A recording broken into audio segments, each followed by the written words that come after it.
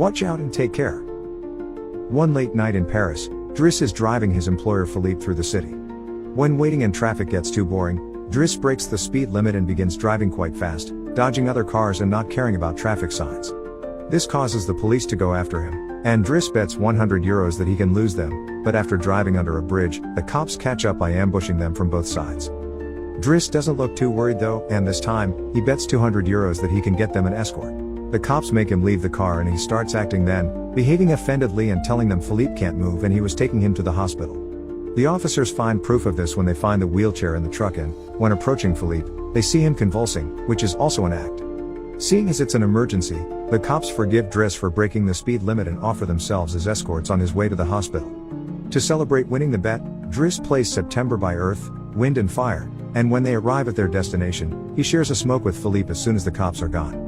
Driss promises he'll handle it and drives them away just before the hospital staff could find them. This friendship began many months ago.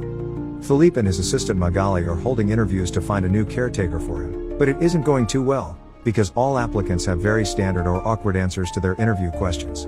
But they're suddenly surprised when Driss storms in, ignoring the fact it isn't his turn quite yet, because he only wants some papers to be signed saying they won't hire him so he can get the unemployment benefits.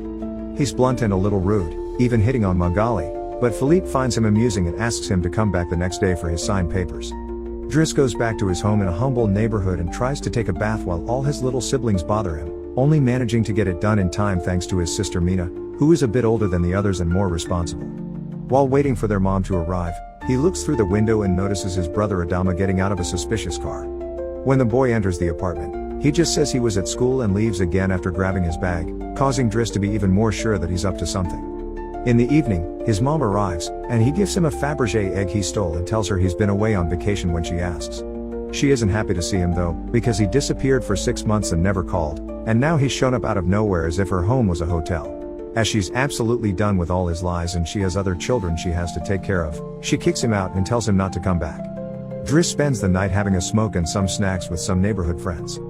The next day, Driss goes back to Philippe's house for his papers, and he's received by the housekeeper Yvonne, who shows him around the place and tells him about Philippe's daily routine. She also shows him the room he would get for himself with his very own bathroom.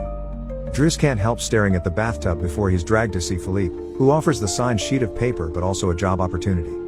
Driss accepts the 1-month trial, and Philippe tells him he bets he won't last 2 weeks. After bringing his things to his room, Driss is taught how to take care of Philippe. He must learn how to keep his legs stimulated, how to put him in the wheelchair, how to help him shower and change his clothes. Things get awkward when Driss discovers he must put on him some high stockings and even clean his butt after Philippe uses the bathroom, but no matter how much he complains and says he won't do those chores, he ends up accepting them as part of his job. Later in the evening, while he's enjoying a snack on the roof, he's interrupted by Philippe's daughter Elisa and her boyfriend Bastien, who are looking for a private place to make out, and he kicks them both out after refusing to share his beer.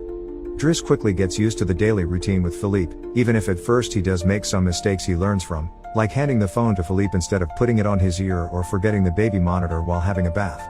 He also learns to organize his mail in different folders, most of the letters he opens for Philippe, but there's a series of private ones he isn't allowed to look at. When he finds a flyer promoting female escorts, he decides to start a file just for those instead of throwing them in the trash as Philippe says. It's not all work in this new life though. Driss still makes sure to have a good time. He keeps trying to hit on Magali to no avail, and sometimes calls escorts to join him in bed. One morning, after Yvonne comes to his room to scold him for being late, she finds some dangerous weapons in his bag, but she doesn't comment on them yet. Driss' work today is to drive Philippe around, but he refuses to put him in the back of a van as if he was cargo, so instead, he takes him on one of the fancy cars that don't see much use. Philippe, who first thinks this isn't suitable and says they should be pragmatic, is soon getting excited at the idea of a faster, less boring ride, although Yvonne still disapproves. When they try to leave the building, there's a neighbor parked at their entrance, ignoring the sign on the door that says it's forbidden. Driss wastes no time and goes after the guy, grabbing him by the front of his shirt and threatening him until he moves the car. Philippe is impressed by his actions, but Yvonne, once again, disapproves. The pair goes to a museum, where Philippe is planning to buy a piece of artwork that Driss considers not worth the money because it's just a red blotch on the canvas. Afterward, Philippe meets with a relative of his, who tells him everyone is worried about Driss since he can be violent. He's also discovered he has a criminal record, but Philippe doesn't care. He appreciates Driss because he doesn't pity him and doesn't mind joking around with him. After another failed attempt at hitting on Magali, Driss has dinner with Yvonne in the kitchen while listening to Philippe dictate a letter to Magali. Claiming it's a private conversation, Yvonne turns off the baby monitor and proceeds to explain what's going on. Philippe is pen pals with a woman called Eleanor. Those are the letters he didn't let Driss open. But he's never met Eleanor in person. Their relationship is purely epistolary. Speaking of love, Driss teases Yvonne for the looks the gardener gives her all the time before going to bed. He's trying to sleep when he hears some weird sounds coming from the baby monitor. Philippe is having trouble breathing. Not being capable to ignore him even if he tries, Driss goes to his room and gently guides him through the attack with soothing words and a wet cloth to wipe his face. Philippe eventually falls asleep, only to wake up again moments later, saying he needs air.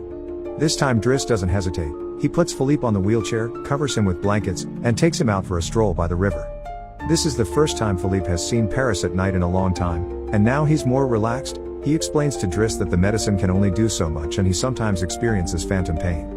When they see some girls walking by, Philippe also confesses he isn't capable of pleasuring a woman because of his situation, but he still can enjoy some satisfaction when he gets his ears massaged because they are sensitive zones.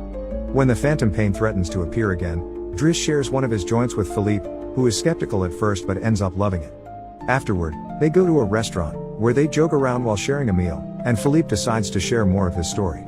He met his wife when they were students, and shortly after they got married, she had 5 miscarriages and was diagnosed with an incurable, terminal illness. That's when they adopted Elisa. Philippe has always loved competitions, extreme sports, and speed, and a paraglider gave him that. It was during a paragliding session that bad weather caused him to crash and break his vertebrae, although he still thinks his real handicap isn't the chair but living without his wife. After joking around some more, Philippe remembers the date and realizes Driss has passed his 1-month trial, so he's now officially hired. But he needs to start by bringing back the Fabergé egg he stole because it was a gift from his wife. She would give him one every year, and he has exactly 25, matching their time together. The next day, Driss goes to talk to Mina when she's leaving school, who is a bit offended because he hasn't been answering her messages except to ask her to look for the egg. She also tells him about some cops that have been calling their home. Afterward, he visits Adama, who confesses he was found with 30 grams on him. Driss wants to take him to lunch, but Adama refuses and instead gets in the same suspicious car from before. Later on, Driss is allowed to be present while Philippe dictates his letter for Eleanor to Magali. He thinks this purple prose is very boring and that Philippe should be more direct. He's also baffled to hear that this has been going on for 6 months and they never exchanged pictures. When he finds her phone number on one of the letters, he takes it as a sign and calls her, obliging Philippe to take the phone and finally speak to her outside the written word. Their conversation goes so well, Philippe is now on the phone with her all the time, even right before he and Driss attend the opera, during which Driss laughs and makes fun of the costumes. The next day, Driss convinces Philippe to accept to exchange pictures with Eleanor and chooses one of him in the wheelchair. Afterward, while he's painting, Elisa bursts into his room to ask him for cigarettes and makes fun of him for trying to be artistic. Getting angry, he kicks her out before going to see Philippe, who is currently asking Yvonne to change the chosen picture for one of him when he wasn't quadriplegic. She hides the picture inside the escort file right before Driss burst in, complaining about Elisa and telling Philippe he needs to discipline her, something Yvonne agrees with. Philippe agrees to talk to her, but he's mostly surprised when Driss lets it slip that he's been painting. Days continue to pass, and the friendship between Philippe and Driss continues to grow. Driss takes him to play in the snow and brings him with him when he goes out for a run. Philippe gets him his first suit and scolds his daughter while Driss listens to him through the baby monitor. When Driss finishes his first painting, he shows it to Magali, who slaps him when he tries to kiss her. Philippe, however, likes the painting and promises he'll try to sell it. The two of them have a great time with each other, enjoying things like getting a faster car, sharing joints, and even hiring escorts together. When Philippe's birthday comes, he isn't very excited about it. Every year, he pretends to be surprised that they're throwing a party and has to meet with all these relatives that only come to see him on the date to check he's still alive. Philippe says it'll all be rather boring. While he and the guests enjoy some live classical music, Driss searches for Elisa, who is crying in her room after having taken some of Yvonne's pills, which won't kill her as she expected. The reason why she's sad is that Bastien broke up with her and called her a tart, so she asks Driss to talk to the boy, which he accepts to do for a price. Meanwhile, Philippe is showing Driss painting to his relative and manages to convince him to buy it for 11,000 euros. Driss goes back to the dining room and chats with Yvonne, who tells him Magali is in a relationship with someone named Fred, but things are rather rocky at the moment, giving Driss hope.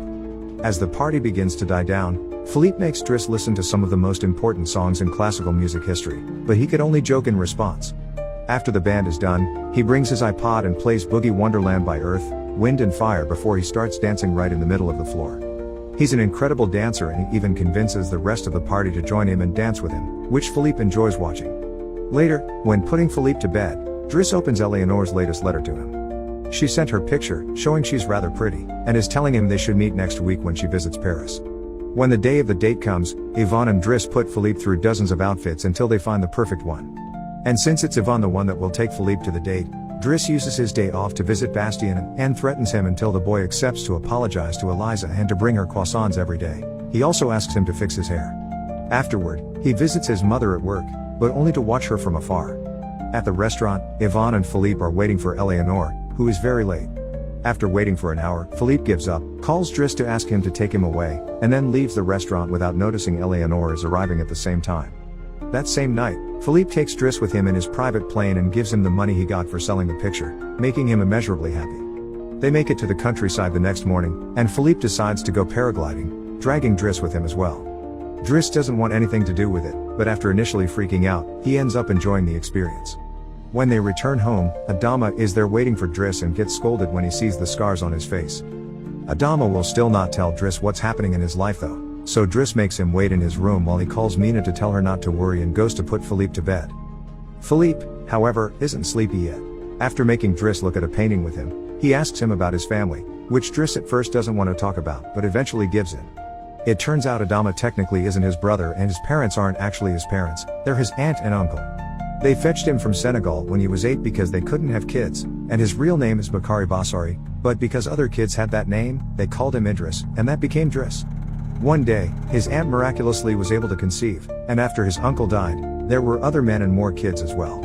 In the same way Driss had talked to him about Elisa, Philippe points out that Adama needs discipline, so he fires Driss so he can be there with his family because he can't spend his whole life taking care of an old man. The next morning, after Bastien has brought his daily croissant while wearing a better hairdo, Driss packs his bags and gets ready to go. Magali comes to say her goodbyes, and when Driss tries to hit on her one last time, Magali introduces him to his significant other Fred, which is short for Frederic. Turns out Magali isn't interested in men, and Driss gives up on the spot. On his way out of the house, he gives the baby monitor back to Yvonne and teases her for having lied to him about Magali just to mess with him. In return, she gives him the escort file he had started, and he's disappointed to find the picture he had chosen is hidden there. Driss throws away the file, but he keeps the photo for himself. Once outside, he finds a car once again blocking the entrance, so he asks him to move away even if he doesn't work there anymore. When Adama calls him out for it, Driss says it's a matter of principle. A few hours later, the two brothers go pick up their mother at the station while back at the house. Philippe is having his first dinner together with his new caretaker, who is stuffy and boring, and Philippe decides to leave him without even having a bite. Since Yvonne is out on a date with the gardener, nobody is there to scold him for it. As days pass, Driss goes back to his old life.